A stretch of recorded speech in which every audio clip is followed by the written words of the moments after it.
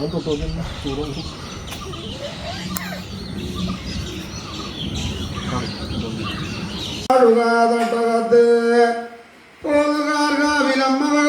വാഴുക കല്ലിലേക്കും താഴെ മതിലേക്കും പുറമേ പടിയാല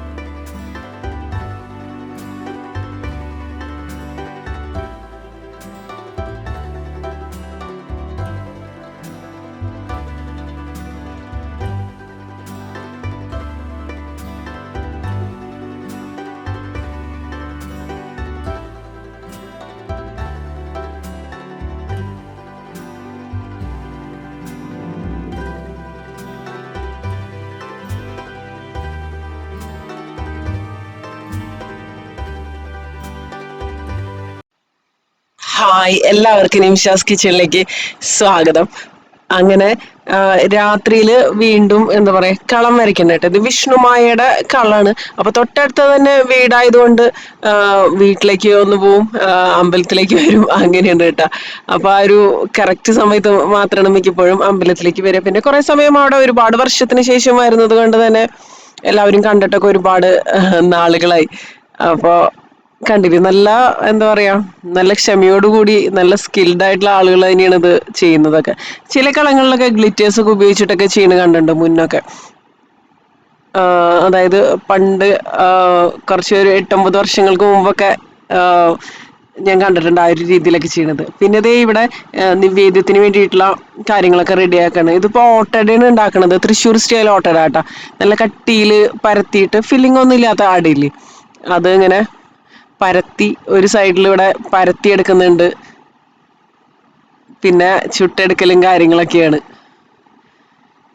അപ്പൊ എല്ലാം കൂടെ ഒരുമിച്ച് ഓരോ പൂജയ്ക്കും വേണ്ടിയിട്ടുള്ള ഈ നിവേദ്യത്തിന് വേണ്ടിയിട്ടുള്ള കാര്യങ്ങളും ഒക്കെ സെപ്പറേറ്റ്, അതായത് ഒരെണ്ണം കഴിയുമ്പോൾ അടുത്തതിന് വേണ്ടിയിട്ട് ഉണ്ടാക്കുക, അങ്ങനെയാണ് കേട്ടോ. എല്ലാം കൂടെ ഒരുമിച്ച് ഉണ്ടാക്കില്ല. ഇത് ഇവിടെ ഇത് ചുട്ടെടുക്കുന്നുമുണ്ട്. നമ്മളിതിന്റെ റെസിപ്പിയൊക്കെ മുന്നേ ഷെയർ ചെയ്തിട്ടുണ്ട്. പിന്നെ ഒരു ഭാഗത്ത് അവിടെ ശർക്കര ഒരുക്കുന്നുണ്ട് പായസത്തിന് വേണ്ടിയിട്ടൊക്കെ. ഇതിന്റെ അടിപൊളി കോമ്പിനേഷൻ നാളികേരപ്പാലിന്റെ കൂടെയൊക്കെയാണ് ശരിക്കും പറഞ്ഞാൽ നമ്മൾ വീടുകളിലൊക്കെ ഉണ്ടാക്കുമ്പോൾ. തൃശ്ശൂർ ഭാഗത്തൊക്കെ കഴിക്കുന്ന ഒരു കോമ്പിനേഷൻ നാളികേരപ്പാല്, അതുപോലെ നോൺ വെജ് കറികളുടെ ഒക്കെ കൂടെ കഴിക്കുന്നൊരു എന്താ പറയാ ഒരു അടയാണ് ഈ ഒരു സംഭവം. പക്ഷെ എല്ലാ ഭാഗത്തും ഈ ഒരു സംഭവം ഇല്ല എന്നാണ് എനിക്ക് തോന്നുന്നത്. അപ്പൊ അതേ കളം വരച്ച് വരച്ച് വരച്ച് വന്നുകൊണ്ടിരിക്കുന്നു. അത്യാവശ്യം സമയമെടുത്ത് ചെയ്യുന്ന ഒരു പരിപാടി തന്നെയല്ലേ ഇതെന്ന് പറയുന്നത്. അപ്പൊ കഴിഞ്ഞ ദിവസം ഞാൻ ഇതുപോലെയുള്ള കാര്യങ്ങളുടെ കളങ്ങളുടെ ഒക്കെ വീഡിയോ, തുള്ളൽ വീഡിയോ ഒക്കെ ഇട്ടപ്പോൾ കുറെ പേരൊക്കെ പറഞ്ഞിട്ടുണ്ടായിരുന്നു യൂസ്ഫുൾ ആയി, നമുക്കറിയാത്ത കാര്യങ്ങളെ കുറിച്ചൊക്കെ അറിയാൻ പറ്റി എന്നൊക്കെ അങ്ങനെയൊക്കെ പറഞ്ഞിട്ടുണ്ടായിരുന്നു കേട്ടാ. അപ്പൊ ദേ വീണ്ടും വീട്ടിലേക്ക് പോകണം. കുറച്ച് സമയം എടുക്കും ആ ഒരു കളം വരയ്ക്കൽ കാര്യങ്ങളൊക്കെ കഴിഞ്ഞ് കളം പൂജ കാര്യങ്ങളൊക്കെ തുടങ്ങിയതിന് ശേഷമാണ് പിന്നെ തുള്ളൽ കാര്യങ്ങളൊക്കെ വരിക. അപ്പൊ ഇവിടെ ലൈറ്റ്സ് കാര്യങ്ങളൊക്കെ ഇട്ടിട്ടുണ്ട്, നമ്മുടെ മാല ബൾബ് കാര്യങ്ങളൊക്കെ ഇട്ടിട്ടുണ്ട്. അപ്പൊ കുറച്ച് സമയം ഇവിടെ പുറത്തിരിക്കാന്ന് വിചാരിച്ചു. അത്യാവശ്യം നല്ല ചൂടുണ്ടല്ലോ നാട്ടില്. അപ്പൊ കുറച്ച് സമയം ഇവിടെ ഇരുന്നിട്ട് പിന്നെ ഉള്ളിലേക്ക് പോവാന്ന് വിചാരിച്ചു. അപ്പോൾ അമ്പലത്തിന് തന്നെ 2 ദിവസമായിട്ട് ഭക്ഷണവും കാര്യങ്ങളും ബ്രേക്ക്ഫാസ്റ്റ് ലഞ്ച് ഡിന്നർ എല്ലാം ഉണ്ട് കേട്ടോ. ഞാനത് എടുത്തിട്ടുണ്ടായിരുന്നില്ല, അത്യാവശ്യം തിരക്ക് കാര്യങ്ങളൊക്കെ ആയതുകൊണ്ട് തന്നെ. അതെ, കളം വരയ്ക്കല് കാര്യങ്ങളെല്ലാം കഴിഞ്ഞു. തട്ടകത്ത് പോകുകാർഗാവിലമ്മ ഭഗവതിയും വാഴുക. കല്ലിലേക്കും താഴെ മതിലേക്കും പുറമേ പടിയാലപടികളച്ചുടിയാലകുടിയിരിക്കുന്ന ഞാൻ വീട്ടിൽ മുന്നമുതൽ തെളിഞ്ഞ വീടായിരിക്കുന്നു. അരിയിടത്ത ആദി പൊന്നരി അവനെങ്ങോടും വാഴുകേ.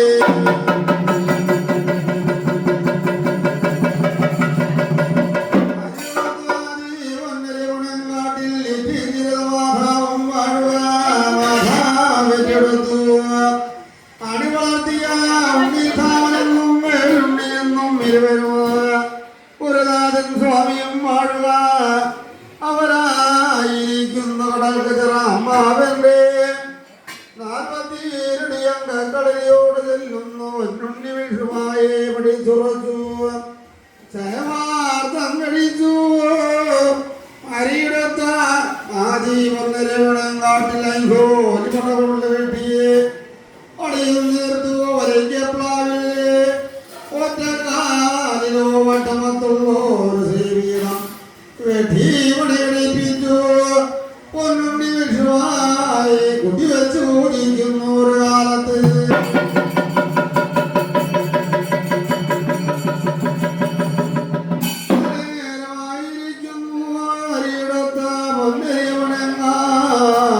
പണ്ടത്തെ കാണും തെളിഞ്ഞു വേദമണയ്ക്കൂ.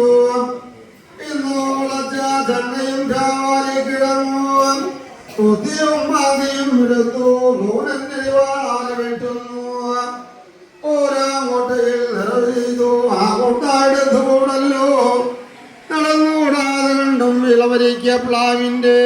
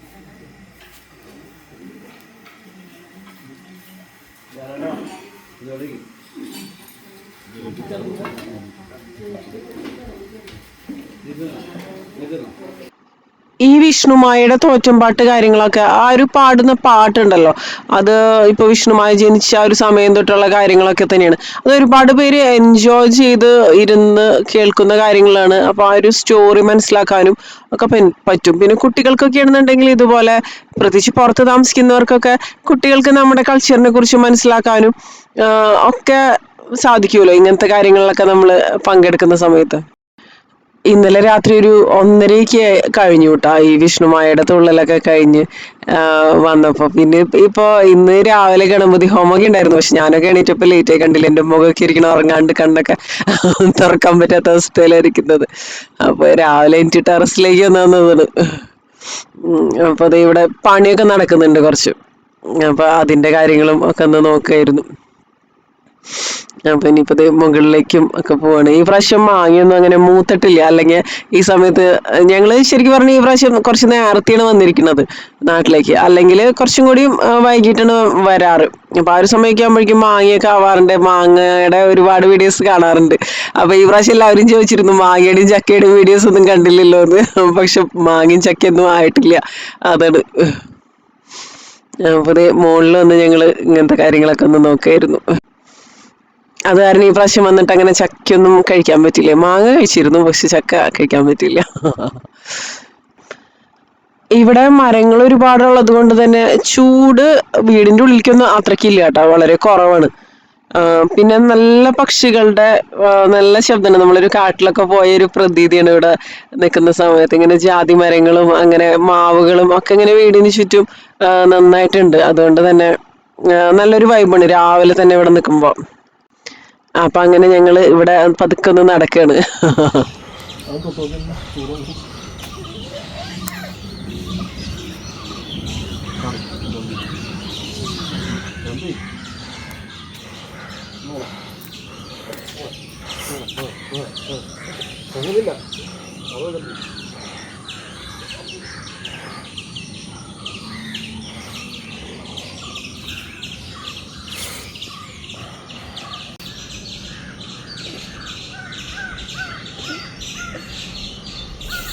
ലിംഗോനെ കണ്ടോ ചേച്ചി?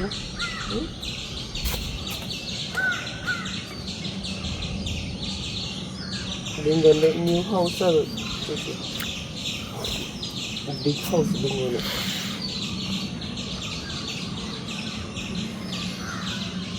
ബിങ്കോ ബിങ്കോ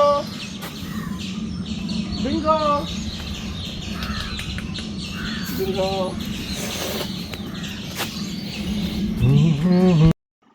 ബിങ്കോനെ താഴെ നിന്ന് വിളിക്കാനുള്ള ധൈര്യമില്ല, അത് കാരണം മുകളിൽ നിന്ന് വിളിക്കരുത് കേട്ടോ. ബിങ്കോക്ക് പുതിയ കൂടൊക്കെ പണിതിട്ടുണ്ട്.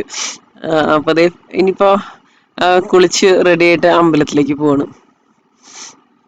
അപ്പൊ അവിടെ ഒന്ന് പ്രാർത്ഥിച്ചതിന് ശേഷം കൂടെ ഗണപതി ഹോമൊക്കെ ഓൾറെഡി കഴിഞ്ഞിട്ടുണ്ടായിരുന്നു, രാവിലെ നേരത്തെ തന്നെ തുടങ്ങിയിട്ടുണ്ടായിരുന്നു. അപ്പോൾ അനുപെണ്ണാണെങ്കിൽ ഇന്ന് വൈകിട്ട് തിരിച്ച് ബാംഗ്ലൂരിലേക്ക് പോകും. അപ്പോൾ കുട്ടികൾക്ക് PTM അതുപോലുള്ള കാര്യങ്ങളൊക്കെ ഉണ്ട്. അപ്പോൾ അതൊക്കെ ഈ പ്രാവശ്യം ഇപ്പോൾ അനുപെണ്ണാണ് പോയി അറ്റൻഡ് ചെയ്യുന്നത്. അപ്പോൾ അങ്ങനത്തെ കാര്യങ്ങളൊക്കെ തന്നെയാണ്.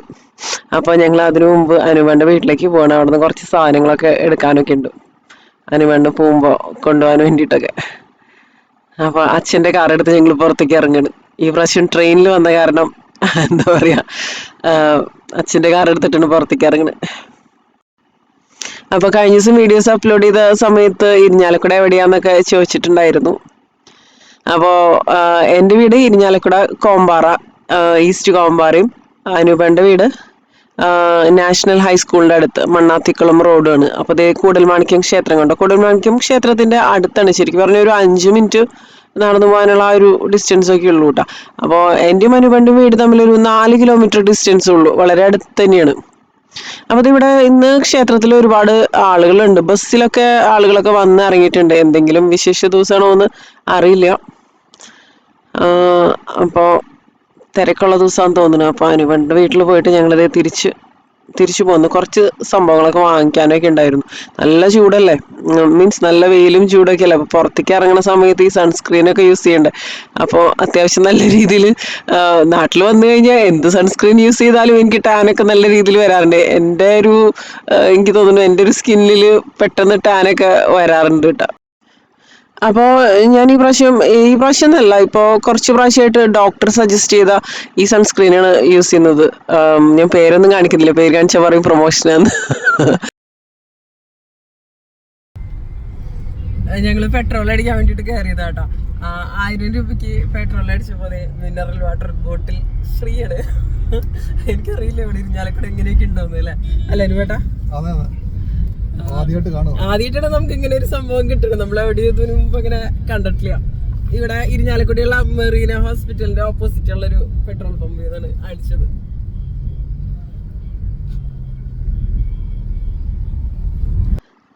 പക്ഷേ ചില ബ്രാൻഡ് സൺസ്ക്രീൻസ് ഒക്കെ ഉപയോഗിക്കുന്ന സമയത്ത് എനിക്കത് പറ്റുന്നില്ല. ലാഗ്മേയുടെ ഒക്കെ എനിക്ക് ഉപയോഗിച്ച് കഴിഞ്ഞിട്ട് പുറത്തേക്ക് അങ്ങോട്ട് ഇറങ്ങുന്ന സമയത്ത് മുഖത്തിനൊക്കെ എന്തോ ഒരു പുകച്ചിൽ പോലെയാണ്. അറിയില്ല എൻ്റെ സ്കിന്നിൻ്റെ ആണോന്ന്. പക്ഷെ ആ ഒരു ബ്രാൻഡ് മാത്രമേ എനിക്ക് അങ്ങനെ ഒരു എക്സ്പീരിയൻസ് ഉണ്ടായിട്ടുള്ളൂ. അത് കാരണം ഞാൻ പിന്നെ ഡെർമറ്റോളജിസ്റ്റിനെ കണ്ടിട്ട് അങ്ങനെ ഡെർമറ്റോളജിസ്റ്റിൻ്റെ അടുത്ത് സജസ്റ്റ് ചെയ്യാനാണ് പറഞ്ഞത്. ആ ഒരു ബ്രാൻഡ് പിന്നെ കുഴപ്പമില്ലായിരുന്നു എനിക്ക്. അപ്പോൾ ഇവിടെ ദേവിയുടെ കളൊക്കെ വരയ്ക്കുന്നുണ്ട്. ശരിക്കും പറഞ്ഞാൽ ആ ഒരു കളർ കോമ്പിനേഷൻസ് ഒക്കെ കറക്റ്റ് ആയിട്ട് ശരിക്കും പറഞ്ഞാൽ വരയ്ക്കാനുള്ള നല്ലൊരു സ്കില്ലുള്ള ഒരാൾക്ക് തന്നെയാണ് ഇത് ചെയ്യാൻ പറ്റുള്ളൂ എന്ന് എനിക്ക് തോന്നുന്നു. അല്ലെ, നമ്മൾ ഈ രംഗോലിയൊക്കെ ചെയ്യുന്നത് പോലെ ആ ഒരു പൗഡർ വെച്ചിട്ട് ചെയ്യുമ്പോൾ നല്ല സ്കില്ലും കാര്യങ്ങളൊക്കെ വേണ്ട, പ്രാക്ടീസ് ഒക്കെ തന്നെയാണ് മെയിൻ ആയിട്ടുള്ളത്. അപ്പോൾ ഇവിടെ നല്ല പൂമാലകളൊക്കെ വെച്ച് നമ്മുടെ അമ്പലം നന്നായിട്ട് ഡെക്കറേറ്റ് ചെയ്തൊക്കെ വെച്ചിട്ടുണ്ട്. ഇത് രാവിലത്തെ ഗണപതി ഹോമത്തിന്റെ ബാക്കി ഭാഗങ്ങളൊക്കെയാണ് ഇവിടെ. ഈ ഒരു കുടുംബക്ഷേത്രത്തില് മെയിൻ ആയിട്ടുള്ള പ്രതിഷ്ഠ എന്ന് പറയുന്നത് ഭദ്രകാളി ദേവിയും അതുപോലെ അന്നപൂർണേശ്വരിയാണ് മെയിൻ ആയിട്ട് ഉള്ളത്. പിന്നെ ഇതിനോട് കൂടെ തന്നെ ഒരു സർപ്പക്കാവും കൂടി ഉണ്ട്. ഇത് മുന്നൊന്നും ഉണ്ടായിരുന്നില്ല, അതിനുശേഷം പിന്നീട് ചെയ്തതാണ്. അമ്പലത്തിന്റെ പുറത്തായിട്ടാണ് കേട്ടത്. അപ്പോൾ ഇവിടെ കണ്ടോ ഈ കുരുത്തോല കാര്യങ്ങളൊക്കെ റെഡിയാക്കുന്നുണ്ട്. അപ്പോഴേക്കും കളം ഓൾമോസ്റ്റ് വരച്ചു കഴിഞ്ഞു. ഇത് ഈ ഒരു സമയത്ത് തുള്ളിയില്ല, ഇതിപ്പോ പകൽ സമയമാണ്. ഇനിയിപ്പോ അതായത് ഈ എഴുന്നള്ളിപ്പ് കാര്യങ്ങളൊക്കെ ഉണ്ട്, അതിനൊക്കെ ശേഷമാണ് തുള്ളി കളം മാക്കല് കാര്യങ്ങളൊക്കെ ഉണ്ടാവുക. അപ്പൊ ഇതിനിടയിൽ ബ്രേക്ക്ഫാസ്റ്റ് കാര്യങ്ങളൊക്കെ കഴിച്ചു. ഇഡ്ഡലി, സാമ്പാർ, ചട്നി അതുപോലുള്ള കാര്യങ്ങളൊക്കെ ആയിരുന്നു ബ്രേക്ക്ഫാസ്റ്റ്. അതെ, കുട്ടികൾ ഇവിടെ ഇരുന്ന് എൻജോയ് ചെയ്യുന്നുണ്ട്. അവർക്കെന്നുണ്ടെങ്കിൽ വെക്കേഷൻ അല്ലേ. കുട്ടികൾക്ക് വെക്കേഷൻ ആകുമ്പോൾ ശരിക്കും പറഞ്ഞാൽ പാരൻസിനാണ് കുറച്ചൊരു സ്ട്രെസ് ഫ്രീ കാര്യങ്ങളൊക്കെ. കുറച്ച് നാൾ നമുക്കും എന്താ പറയുക ഒന്ന് എൻജോയ് ചെയ്യാം. പ്രത്യേകിച്ച് എക്സാം ഒക്കെ കഴിയുന്ന സമയത്ത് നമുക്ക് കുറച്ചൊരു എന്താ പറയാ കുറച്ചൊരു സ്ട്രെസ് കുറവാണ്. പഠിപ്പിക്കേണ്ട കാര്യങ്ങളോ അങ്ങനത്തെ സംഭവങ്ങളൊന്നും ഇല്ലല്ലോ. അപ്പൊ കുറച്ച് നാള് അവര് നല്ല രീതിയിൽ തന്നെ എൻജോയ് ചെയ്യും. അപ്പോൾ അവിടെ അമ്പലത്തില് സർപ്പക്കാവില് ആ ഒരു പൂജയൊക്കെ ചെയ്യുന്നതിന് മുമ്പാണെന്ന് എനിക്ക് തോന്നുന്നു. ഇവിടെ അതായത് ഇതിപ്പോ വീട്ടിലത്തെ സർപ്പക്കാവാണ്. അവിടെയും ഈ പാലും നൂറും കാര്യങ്ങളൊക്കെ കൊടുത്ത് പൂജ കാര്യങ്ങളൊക്കെ ചെയ്യും. അതിനുശേഷമാണ് അവിടെ ചെയ്യുക. അപ്പോൾ അങ്ങോട്ട് പോവാണ് കേട്ടോ. അപ്പൊ ഈ ഒരു സർപ്പക്കാവ് എന്ന് പറയുന്നത് മുന്ന് ശരിക്കും പറഞ്ഞാൽ നല്ല അങ്ങനെ കാട് പിടിച്ച് ഇങ്ങനെ വള്ളികളൊക്കെ തൂങ്ങിയിട്ട് ഉള്ള അങ്ങനത്തെ ഒരു ടൈപ്പ് സർപ്പക്കാവായിരുന്നു. ഇപ്പൊ പിന്നെ കുറെയൊക്കെ ഒരുപാട് മരങ്ങളൊക്കെ വീണിട്ടും അങ്ങനെയൊക്കെ പിന്നെ അതൊക്കെ കട്ട് ചെയ്തൊക്കെ മാറ്റിയിട്ടുണ്ട് ഒക്കെ ഉണ്ടായിരുന്നു. ഈ കൊളക്കോഴികളൊക്കെ എൻ്റെ ചെറുപ്പത്തിലൊക്കെ ഇവിടെ ഈ കൊളക്കോഴികള് അങ്ങനത്തെ ഒരുപാട് പക്ഷികളൊക്കെ ഇതിൻ്റെ ഉള്ളിൽ കൂട് വെച്ചിട്ട് കൊളക്കോഴിയുടെ ശബ്ദവും അങ്ങനെയൊക്കെ ആയിരുന്നു ശരിക്കും പറഞ്ഞ. നമ്മൾ ഈ ഫിലിംസിലൊക്കെ കാണുന്ന ആ ഒരു ഒരുപാട് മരങ്ങളും കാര്യങ്ങളൊക്കെ ഉള്ള ഒരു സർപ്പക്കാവില്ലേ, അതുപോലെയായിരുന്നു ഇത്. ഇപ്പൊ ഒരുപാട് വ്യത്യാസം വന്നു ഇവിടെ.